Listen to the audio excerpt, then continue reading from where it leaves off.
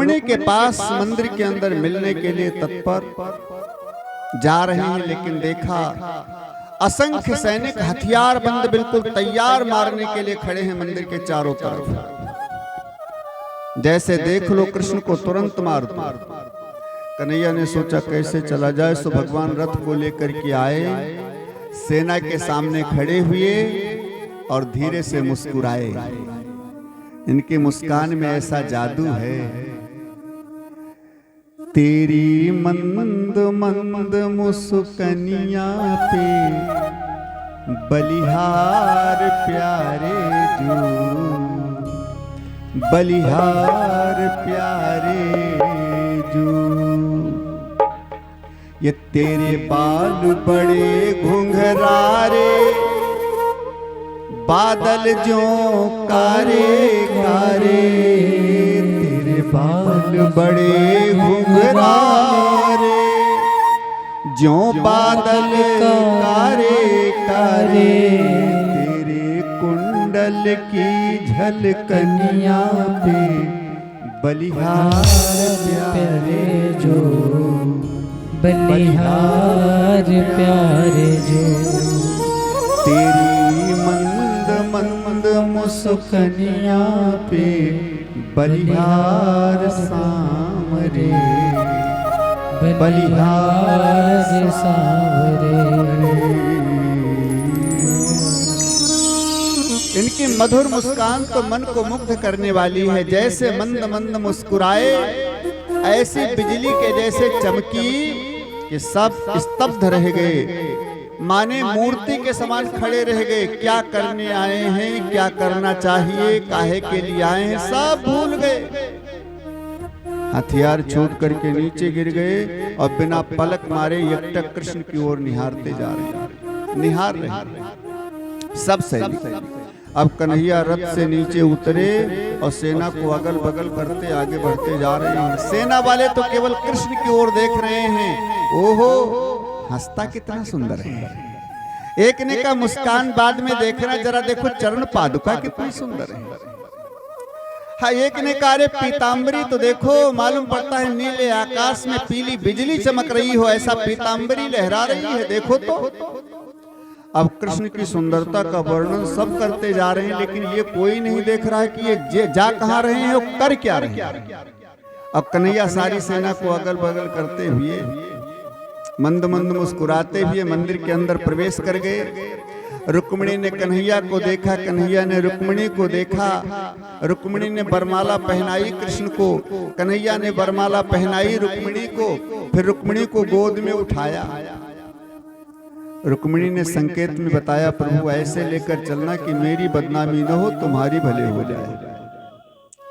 मतलब कहने का यह है कि कोई ये न कहे कि रुक्मिणी भाग गई, हाँ, सब यही कहें कि रुक्मिणी का हरण हुआ है, रुक्मिणी को जबरदस्ती लेकर गए हैं कृष्ण। और कथा का भी नाम यही है, रुक्मिणी हरण। जबकि रुक्मिणी अपनी मर्जी से जा रही है, फिर भी रुक्मिणी कहती प्रभु मेरी बदनामी न हो, आपकी भले हो जाए।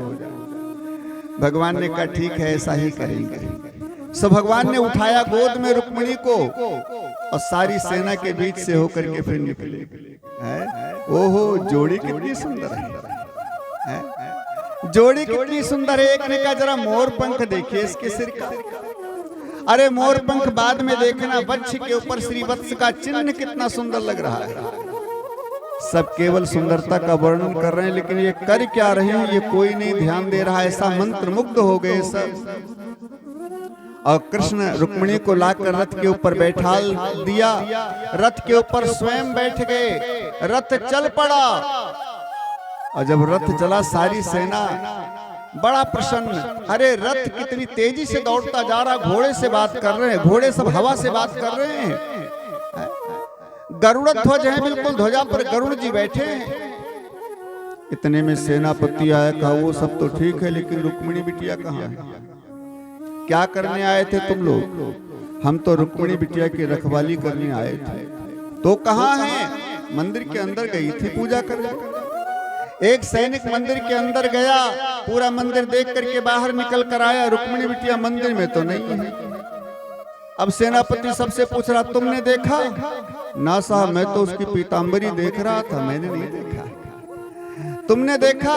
ना, मैं तो उसकी चरण पादुका देख रहा था, मैंने नहीं देखा। अच्छा, तुमने देखा? ना, मैं तो मोर पंख देख रहा था। एक सामने आया, मैंने देखा है। क्या देखा बताओ? का वो ले तो गया। तुमने बताया क्यों नहीं पहले? मैंने सोचा जोड़ी बड़ी सुंदर है, एक बार ले जाने तो बाद में बताऊंगा। अब तो सारी सेना में भगदड़ मच गई, ले गया, दौड़ो, घेरो, पकड़ो, मारो, भाग कर न जाने पावे, सारी सेना दौड़ पड़ी। इतने में कन्हैया ने देखा कि बलराम दादा आ गए सारी सेना लेकर के। बोलिए द्वारिकाधीश भगवान की। सारी सेना बलराम जी की और द्वारिकाधीश की जय जयकार करती चली आ रही। बोलिए बलराम भैया की। जब कन्हैया ने बलराम जी को देखा, मुस्कुराए, बलराम जी पास में आए, बड़ा प्रसन्न। देखो कन्हैया भी सुरक्षित जा रहे हैं, बहू भी रथ में बैठी जा रही है, कितने आनंद की बात। अब बलराम जी पास में आए, कहा, कृष्ण तू बहू को लेकर के द्वारिका जल्दी चल, मैं इनसे सबसे निपट करके आता हूँ, चिंता मत कर, तू चल द्वारिका। कन्हैया रथ लेकर द्वारिका चल पड़े। बलराम जी आए, सेना के सामने खड़े हुए, कहा, पहले हमसे निपटो, बाद में जाना उसके पीछे। अब बड़ा विशेष अस्त्र है बलराम जी के पास, हल और मूसल। हल से लाखों की संख्या में सेना खींच लेते हैं, मूसल से कुचल देते हैं। माने पल मात्र में सारी सेना का संहार कर दिया। शिशुपाल, जरासंध, दंत वक्र जान बचा करके भाग गए।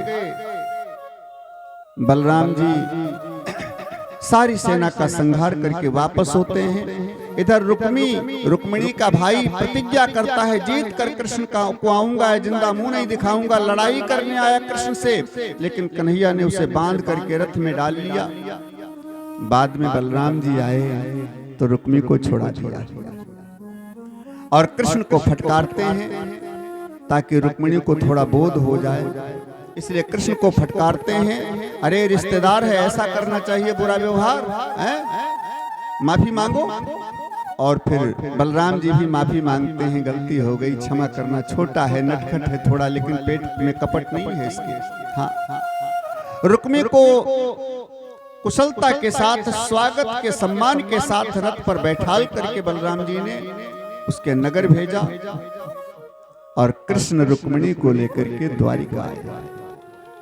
बोलिए रुक्मिणी कृष्ण भगवान की जय हो। रुक्मिणी को लेकर के कृष्ण द्वारिका आए। अब रुक्मिणी के विवाह में संतों के कई भाव हैं, भेद हैं। कुछ संत कहते हैं रुक्मिणी कृष्ण का विवाह कुंडनपुर में हुआ, क्योंकि भीष्म गए द्वारिका और द्वारिका में रुक्मिणी को लेकर के वापस आए कुंडनपुर। फिर वसुदेव जी कृष्ण को दुल्हा बना करके बारात लेकर आए कुंडनपुर और विवाह करके फिर बहू को रुक्मिणी को लेकर के गए द्वारिका। कुछ संत कहते हैं कि द्वारिका में ही कृष्ण और रुक्मिणी का विवाह हुआ। कुछ संत कहते हैं रुक्मिणी कृष्ण को श्राप था कि तुम दोनों द्वारिका में नहीं रह सकते एक साथ, इसलिए कन्हैया ने माधोपुर नाम का नगर बसाया अलग और वहां पर रुक्मिणी कृष्ण का विवाह हुआ। रुक्मिणी माधोपुर में रहती है कृष्ण के साथ, बाकी सारी पत्नियां इनकी द्वारिका में रहती हैं। ऐसे संतों के अलग अलग मत हैं, लेकिन सुखदेव जी कहते हैं कुछ भी हो, लेकिन रुक्मिणी का विवाह भगवान कन्हैया के साथ हुआ। मंगल में विवाह संपन्न हुआ भगवान कृष्ण का रुक्मिणी के साथ। एक बार जोर से जयकारा लगाएं, बोलिए दुल्हा सरकार की।